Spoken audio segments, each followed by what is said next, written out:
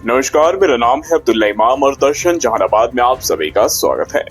हम हाजिर हुए कुछ अहम खबरों के साथ। थोड़ा सा वक्त निकाल कर देखिए खबरें फटाफट अंदाज में। हम खबरों के सिलसिले की शुरुआत करते और पहली खबर पर आते हैं।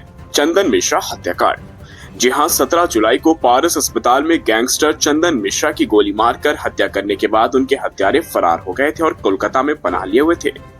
लेकिन इस मामले को गंभीरता से लेते हुए पटना पुलिस और एसटीएफ की संयुक्त टीम ने कोलकाता के आनंदपुर स्थित एक गेस्ट हाउस से उन्हें गिरफ्तार किया। उनकी गिरफ्तारी के बाद पुलिस सभी हत्यारों को कड़ी सुरक्षा के बीच सड़क मार्ग के रास्ते पटना ला रही थी। लेकिन जैसे एसटीएफ की गाड़ी जहानाबाद 4 लेन स्थित टोल टैक्स पर पहुंची, वहां अचानक थोड़ी जाम की स्थिति उत्पन्न हो गई और काफिले को कुछ देर रुकना पड़ा, जिसके बाद आरोपियों को ले जा रही काली स्कॉर्पियो समेत सभी गाड़ियां आगे बढ़ी और पटना जिले की सीमा पर स्थित तिनेरी में उत्पाद विभाग के बैरियर पर सभी गाड़ियों को रोका गया और तलाशी ली गई। इस दौरान पुलिस ने पत्रकारों की गाड़ी को भी रोक दिया, जबकि एसटीएफ की गाड़ियों को आगे बढ़ा दिया गया।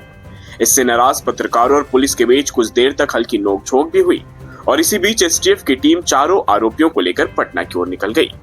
अब तक की मिली जानकारी के अनुसार पुलिस इन आरोपियों को 48 घंटे की ट्रांजिट रिमांड मिली है और चारों आरोपियों में मुख्य शूटर तौसीफ उर्फ बादशाह, निशु खान, हर्ष कुमार, भीम कुमार शामिल हैं। सभी को पटना की छज्जू बाग स्थित पुलिस लाइन में कड़ी सुरक्षा के बीच रखा गया है, जहां की उनसे पूछताछ की जा रही है।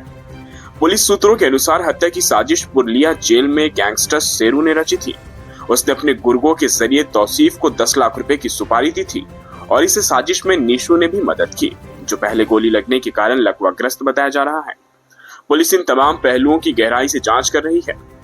गौरतलब हो कि बक्सर निवासी कुख्यात अपराधी चंदन मिश्रा की 17 जुलाई की सुबह पटना के पारस अस्पताल में आईसीयू के पास हथियारबंद बदमाशों ने गोली मारकर हत्या कर दी थी।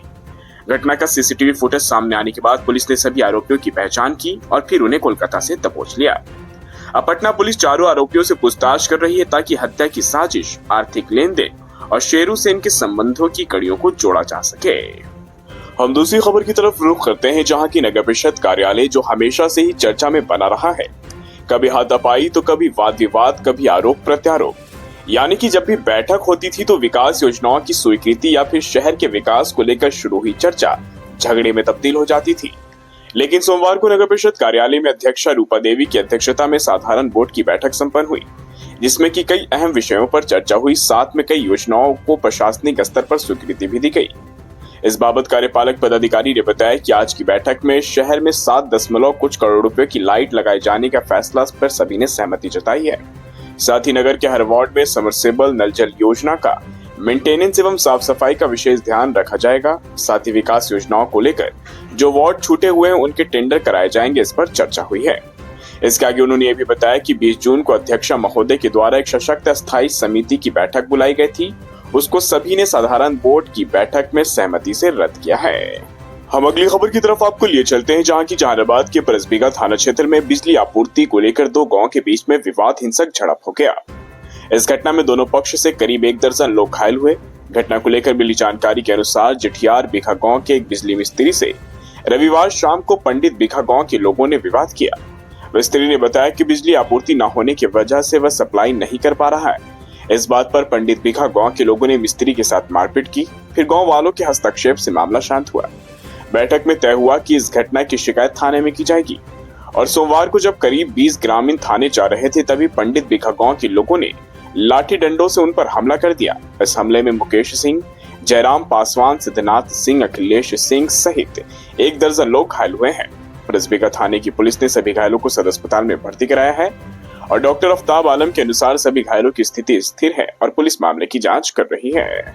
अब आपको मुख्यमंत्री के आगमन से जुड़ी एक खबर से रूबरू कराते हैं। मुख्यमंत्री नीतीश कुमार के अगले कुछ दिनों में यानी कि 26 तारीख को जहानाबाद में कार्यक्रम होने वाला है। सीएम के कार्यक्रम की तैयारी में जिला प्रशासन जुट गया है और इस कार्यक्रम में मुख्यमंत्री द्वारा जिले को कई सौगात दिए जाने की संभावना है और ऐसी उम्मीद है कि अपने कार्यक्रम के दौरान मुख्यमंत्री कई योजना एवं सरकारी भवन का उद्घाटन कर सकते हैं। मालूम हो कि अपनी प्रगति यात्रा के क्रम में सीएम द्वारा जिले में मेडिकल कॉलेज की स्थापना की घोषणा की गई थी। घोषणा के बाद से जिले के लोग इस इंतजार में थे कि कब मेडिकल कॉलेज के निर्माण कार्य का शिलान्यास होगा और प्रगति यात्रा के क्रम में सीएम द्वारा जिले के विकास के लिए कई घोषणाएं और की गई थी और अधिकतर घोषणाएं धरातल पर उतर गई हैं। सीएम द्वारा किए गए घोषणाओं पर काम तेजी से हो रहा है। ऐसे में संभावना जताई जा रही है कि सीएम अपने कार्यक्रम के दौरान इन योजनाओं का निरीक्षण भी करेंगे। फिलहाल सीएम के आगमन को लेकर जिलाधिकारी के साथ सभी वरीय अधिकारी खुद स्थल पर जाकर निरीक्षण कर रहे हैं और जायजा ले रहे हैं। हम आखिरी खबर पर आते हैं और आखिरी खबर का जिक्र करते हैं। जहानाबाद के लड़ौआ के सामुदायिक भवन में जनसुराज के युवा कार्यकर्ताओं की एक बैठक आयोजित की गई। बैठक में मखदूमपुर प्रखंड के विभिन्न पंचायतों से सैकड़ों युवाओं ने कार्यक्रम में भाग लिया।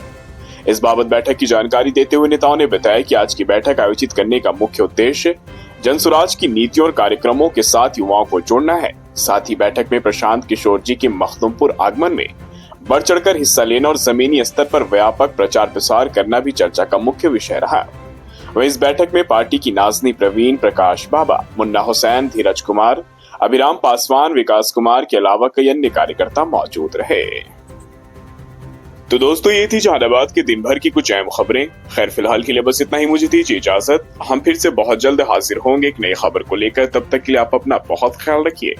आपको हमारे खबर को पेश करने का तरीका अगर पसंद आए तो दर्शन जहानाबाद चैनल को लाइक कीजिए, सब्सक्राइब कर मदद कीजिए और शेयर करना ना भूलें।